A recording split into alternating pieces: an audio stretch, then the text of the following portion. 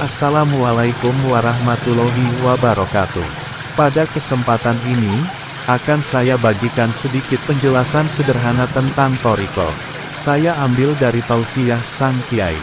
Perjalanan ibadah penghambaan diri pada Allah itu tidak lepas dari syariat, hakikat, Thariqah, ihsan. Syariat itu isinya hukum Islam.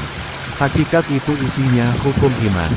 Thariqah itu menjalankan syariat dan hakikat secara bersama-sama, dan ihsan adalah arah yang dituju, yaitu memperbagus ubudiyah atau pelayanan kita kepada Allah. Makrifat itu adalah pos-pos yang dilewati. Makrifat itu bahasa Arab artinya mengetahui. Jika orang telah melewati suatu daerah maka akan mengetahui daerah yang telah dilewati, walau tidak mengetahui secara keseluruhan. Jadi menjalankan Thariqah itu ya hanya menjalankan ibadah, tapi bukan hanya gerak laku syarat rukunnya saja, tapi juga menjalankan hakikat atau batinnya ibadah. Lahiriahnya ibadah itu dinamakan syariat, dan batiniahnya ibadah itu dinamakan hakikat. Berbicara dalam syariat dan hakikat, kalau syariat itu yang membawa Rasul dan kalau hakikat itu yang membawa ajarannya adalah Nabi. Makanya dulu Nabi Musa alaihissalam mau belajar ke Nabi Khidir alaihissalam.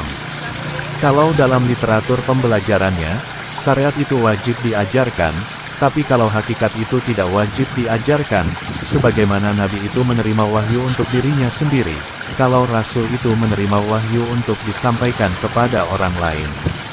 Makanya kenapa dalam khasanah keilmuan itu hakikat bersifat tersembunyi pengajarannya dan syariat itu bersifat terbuka.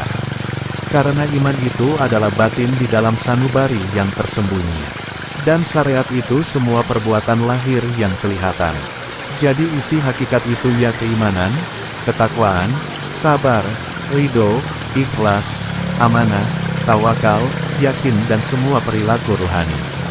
Makanya jika syariat tanpa hakikat itu umpama badan tanpa ruh, jika hakikat tanpa syariat itu umpama ruh tanpa badan. Syariat tanpa hakikat tak akan kemana-mana, tak akan ke langit, tak akan berefek apa-apa. Sholat ribuan tahun dengan syariat tanpa hakikat dia tak merubah apa-apa.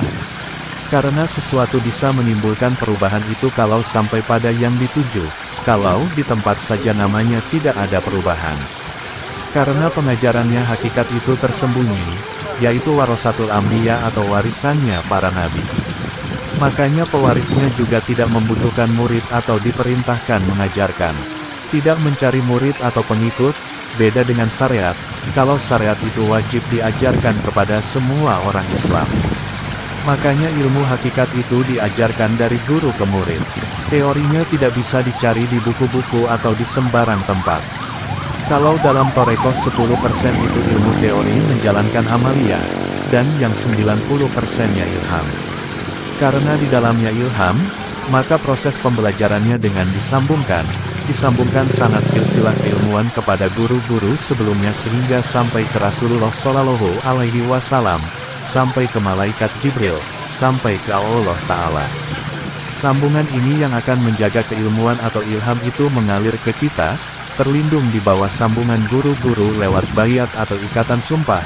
Ikatan sumpah inilah yang akan menjaga keilmuan itu murni tidak disusupi oleh iblis, jin dan setan siluman. Jadi ilmu terjaga sampai ke kita sebagai penerima ilmu itu. Selama murid dalam ketaatan pada guru maka ilmu itu akan murni tidak disusupi iblis. Tapi ketika murid itu telah tak taat lagi pada guru, maka keilmuan itu hampir dipastikan akan disusupi iblis. Taat kepada guru itu bukan memandang jasad wadaknya guru, tapi memandang guru sebagai wasilah penyambung kepada guru sebelumnya dan sebelumnya terus sampai kepada Rasulullah Shallallahu Alaihi Wasallam, sampai ke malaikat Jibril, sampai kepada Allah Ta'ala. Mentaati guru maka itu sama saja dengan taat kepada semua guru silsilah dan kepada Rasulullah dan kepada Allah. Begitu juga sebaliknya, tidak taat pada guru berarti tidak taat pada guru sebelumnya dan pada Rasulullah Shallallahu Alaihi Wasallam dan pada Allah Ta'ala. Makanya bagi seorang murid, jika tidak sanggup untuk taat pada guru, sebaiknya tidak usah belajar Thariqah. Ya tidak beda jika kita tidak sanggup taat bayar PLN, ya sebaiknya tidak usah mengambil PLN, cukup lampu ublik saja. Kalau sudah berani mengajukan diri pasang PLN ya harus siap bayar bulanan, itu contoh mudahnya. Menjalankan Toreko itu tidak beda dengan kita pasang PLN, instalasi kabel, saklar, stop kontak, dan lampu di rumah kita itu umpama amalia.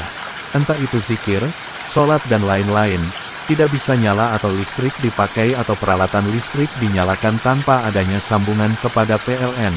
Walau semua instalasi kabel dan semua peralatan listrik sudah benar, selama belum disambungkan kepada PLN, maka aliran listrik sebagai power yang menyalakan lampu dan menghidupkan peralatan listrik di rumah tak akan berfungsi walau saklarnya diceklek-ceklek jutaan kali, tetap tak akan menyala selama belum ada sambungan PLN. Nah Allah itu Nurus Samawati wal Ardi. Allah itu sumber cahaya langit dan bumi, artinya Allah lah pemilik power langit dan bumi. Jika tidak menyambung kepada Allah, maka segala instalasi ibadah tidak akan bisa ada powernya. Kalau ingin ibadah kita ada powernya maka harus menyambung kepada Allah lewat sambungan yang tak putus dari para guru-guru silsilah sebagai penyambung kabel yang tak putus kepada Rasulullah, dari Rasulullah kepada Malaikat Jibril, dari Malaikat Jibril kepada Allah Ta'ala.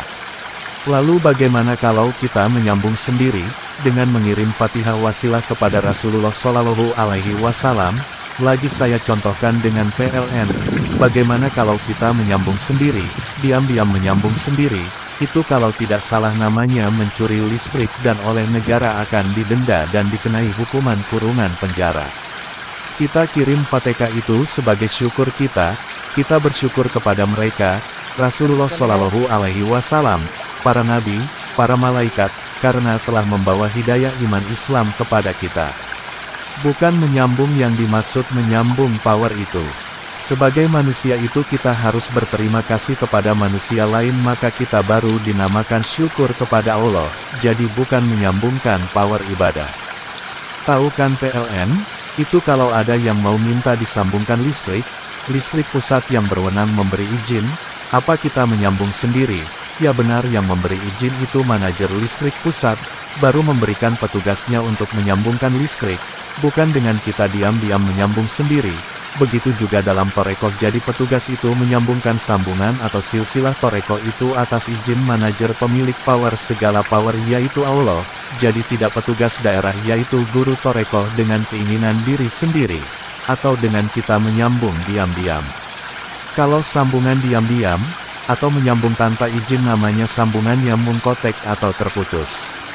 Setelah sambungan tersambung, baru kemudian instalasi atau pengamalan amaliyah dibenarkan diusahakan supaya benar, agar tidak konslet, nyetrum, baru power ibadah akan ada, dan ibadah ada manfaatnya.